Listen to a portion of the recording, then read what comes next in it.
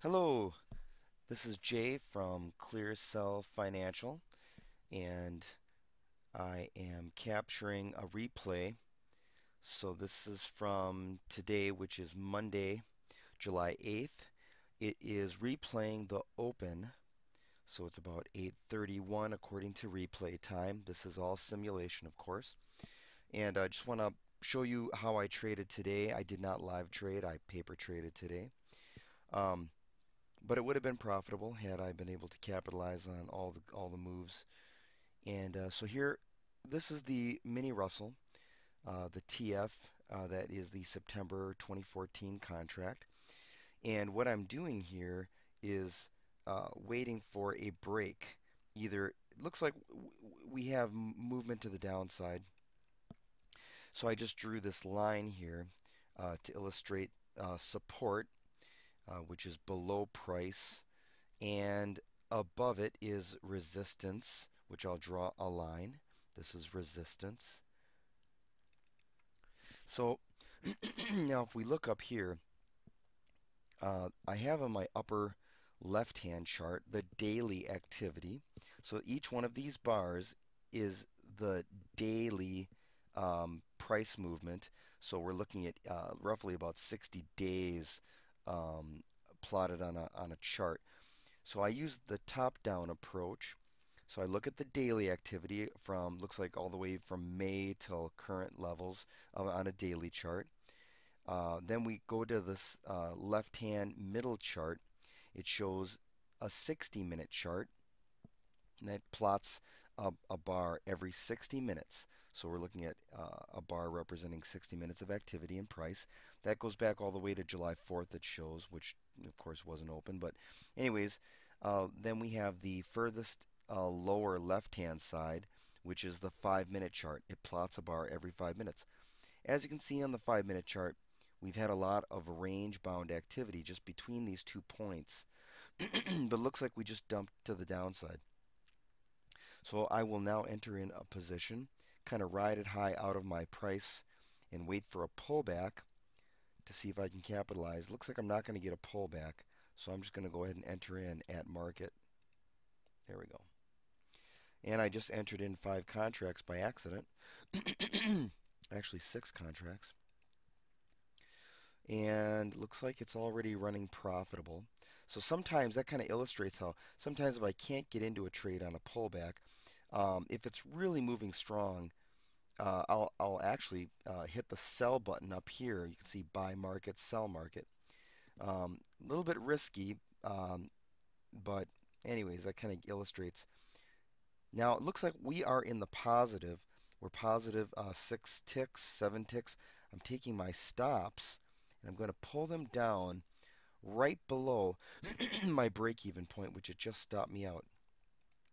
And I'm going to jump back in now, see if I can catch a pullback.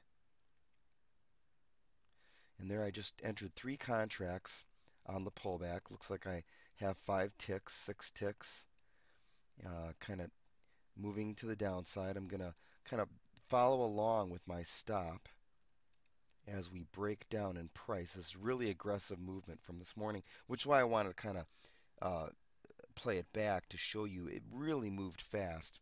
At least, during the open. And now I'm trailing. This is called trailing the stop. If price comes back and touches my stop, it takes me out of the trade at wherever I place that stop. So I like trailing my stops down with price. Looks like we might get some further movement here. It's very skittish, and I'm just trying to find a good entry. Now, if we take our, let's see if I can get my chart to resize here. I don't think I can. I want to show you down here. I have more information uh, down on the bottom of this chart. And I'm going to have to move it out of the way to actually resize it because it won't fit in my screen. I'm using a single laptop screen because the screencast software only shows on my main screen. I haven't figured out how to get it on other screens. So now let me pull it back and see if I can resize it. There we go. Okay, and that is a good, there we go. Now you can see my indicators below. Way down here, oops, looks like I'm going to get stopped out here on this trade. Let's move it a little bit. Okay, so down below, under here, where you see these vertical green and red lines, that is the volume, and that's the amount of contracts bought and sold within um, the price movement according to my bars and my bar type, which I'm using what's called Renko bars. So we'll get into that later. This is volume, the amount of trades that are plotted. Um, there's a lot of activity going on right now. You can see we have red bars coming in, green bars coming in. So a lot of volley in trades going positive long trades and negative short trades. So I can see here the middle indicator here is these blue and red MACD BB lines. They kind of help me gauge, using the volume, I can gauge how many contracts are bought and sold. And it lets me know if there's a lot of trades happening in the market at once. So when there's high volume, you'll usually have good opportunities for trades. My price is really moving to the downside, so I'm going to bring in my stop um, and try to lock in some profit. So now if it moves against me, I will not lose on this trade. It'll be only profit. I'm just trailing it down as the price moves in the direction of my trade. Now I think I'm going to get stopped out for this trade. I would like to have a not too close to the price because there's a range of about 3 to 4 bars in this price movement right now. So I'm just going to trail back about, um, I'd say 4 bars. It's kind of hard to see. Let me close in on this, kind of see a little better. There. Now you can see price a little better. And it's really moving to the downside. I'm just going to trail along with it. Keep pulling my stop down. Keep pulling my stop down. There's a lot of, oh, it just stopped me out. See, it really moves fast. That just gives you an idea how quickly it moves. I mean, this price can just thunder down or thunder up. I'm doing 3 contracts at a time. And let's see if I can get a entry. Okay, I got another entry. Now, you only have movement in a single direction for a certain amount of time until things become what's called overbought or oversold, where the price breakdown in my direction is finally going to exhaust at some point. And I know from watching it this morning that it's going to exhaust pretty soon. Um, but all we do is keep taking it in the direction of the trade until it fails.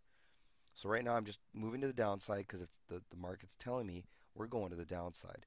And until it decides to go to the upside or prove me otherwise, I am going to keep placing trades to the downside. There, it just stopped me out again. Now if it comes back to another pullback, I'm going to take and enter another trade. Now volume looks like it's quieting down a little bit here. And then I can see on my middle chart these MACD lines and these triangles that are forming that we're getting really skittish on price. Well, let me go ahead and see if I can get another trade in here. I'm going to take one here at the right at the middle line. Um, we're looking at the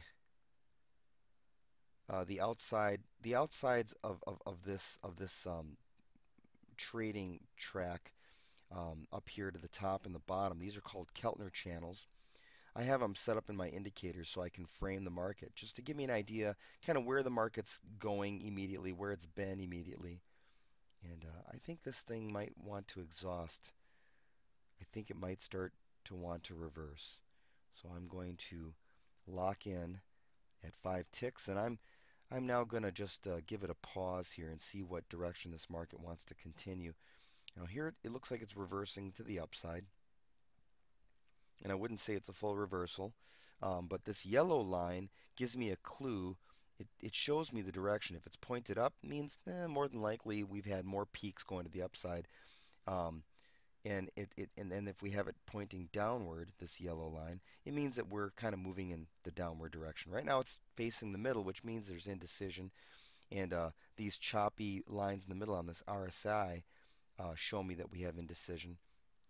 But yeah, it looks like we still are going to the downside. I'm going to go ahead and enter a trade in here toward the mid band. This middle band between the Keltner lines um, is the center of the Keltner. So it's always good to try to take trades from the center Keltner channel to the downside. And it looks like I'm going to put my stop. Um, It looks like that was a good trade. You're kind of watching me take live trades instinctively here. I know overall the market was moving down, so these are easy trades for me.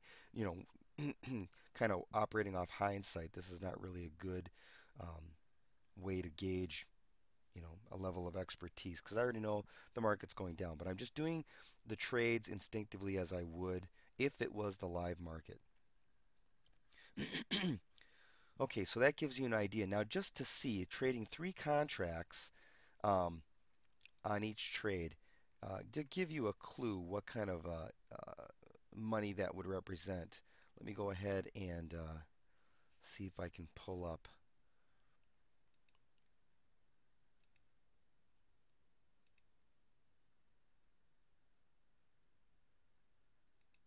It looks like I can't bring it up.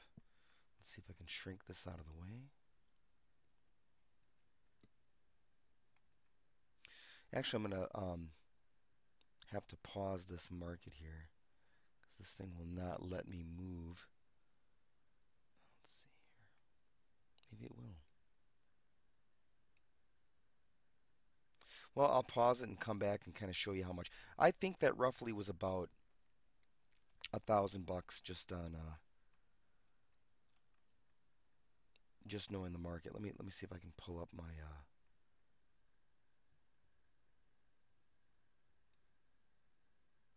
Oh, there it is.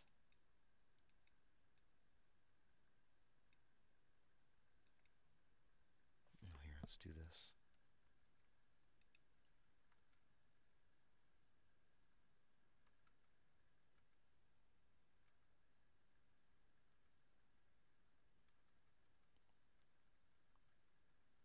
Got a lot of charts.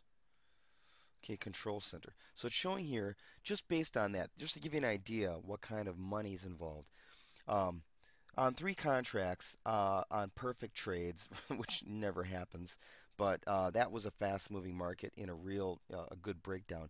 The potential's there. That's $1,650 on roughly about five, six trades at three contracts each in about, oh, that was about not even 15 minutes of trading. It was 10 minutes of trading. So I just want to kind of illustrate. Now you know what kind of money's involved. Kind of gives you an idea what the potential is.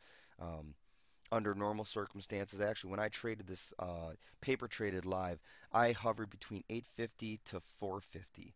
So that's a pretty good day. That's, average what happens during a breakdown.